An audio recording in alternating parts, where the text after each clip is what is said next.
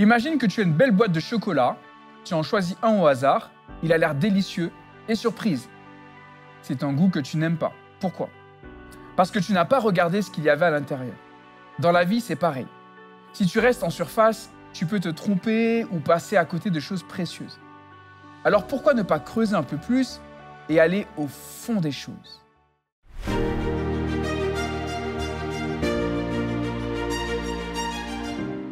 La pensée du jour se trouve dans Matthieu chapitre 9, verset 21. Elle se disait « Si seulement j'arrive à toucher son vêtement, je serai guéri. » Salut, c'est Stéphane et j'espère que tu vas bien grâce à Dieu. Si je te demandais de définir ce qu'est la foi pour toi, tu me proposerais probablement une réponse présentant la même idée que dans le verset d'Hébreux 11, verset 1. La foi est une façon de posséder ce qu'on espère, c'est un moyen d'être sûr des réalités qu'on ne voit pas. Et tu as raison, la foi c'est cette liaison, c'est comme un fil d'or qui te relie à Dieu et qui te permet de vivre ici-bas sur terre avec la perception du ciel. C'est certainement ce que cette femme a pensé, cette connexion avec Dieu, par son geste. C'était d'ailleurs une pauvre femme qui prononça ces paroles, une femme qui, pendant 12 ans, avait souffert d'une maladie rendant sa vie insupportable. Elle avait dépensé toutes ses ressources en médicaments, en remèdes, pour finalement être déclarée incurable. Mais lorsqu'elle entendit parler du grand guérisseur, son espoir revint. À maintes reprises, elle avait tenté en vain de s'approcher de lui.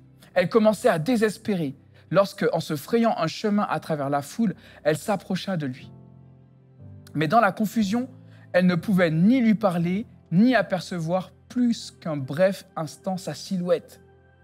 Alors qu'il passait, elle tendit la main et parvint à peine à toucher le bord de son vêtement. Mais à cet instant, elle sut qu'elle était guérie. Dans ce simple contact se concentrait la foi de toute sa vie. Et aussitôt, sa douleur et sa faiblesse cédèrent la place à la vigueur d'une santé parfaite. Il en va de même pour ta vie spirituelle. Parler de religion de manière désinvolte, prier sans une faim d'âme et une foi vivante ne sert à rien. Ta foi en Christ devrait être littérale, c'est-à-dire qu'elle ne doit pas seulement pas l'accepter comme le sauveur du monde, mais attendre de lui la guérison de l'âme. Il ne suffit pas de croire que Christ existe. Tu dois croire en lui et en sa capacité à te transformer en une nouvelle création, corps, âme et esprit. La foi qui te sera bénéfique est celle qui embrasse Jésus comme ton sauveur personnel. Elle doit être vivante, active, te poussant à chercher constamment sa présence et sa volonté dans ta vie quotidienne. Cette foi implique de s'approprier ses mérites pour toi-même, de reconnaître que c'est par sa grâce que tu es sauvé, transformé. Cette appropriation des mérites de Jésus signifie accepter son sacrifice sur la croix comme étant pour toi, personnellement, le tien. C'est croire que sa mort et sa résurrection ont le pouvoir de te libérer du péché et de te donner une vie nouvelle.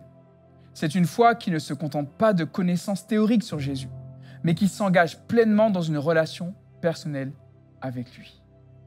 Je te souhaite de t'approprier ses mérites pour toi-même, de vivre chaque jour dans la conscience de son amour et de sa puissance transformatrice.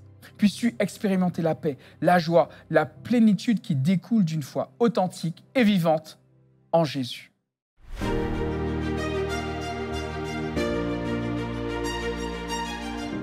Je te propose aujourd'hui de demander à Jésus de te montrer comment tu pourrais faire par la foi un pas de plus vers lui.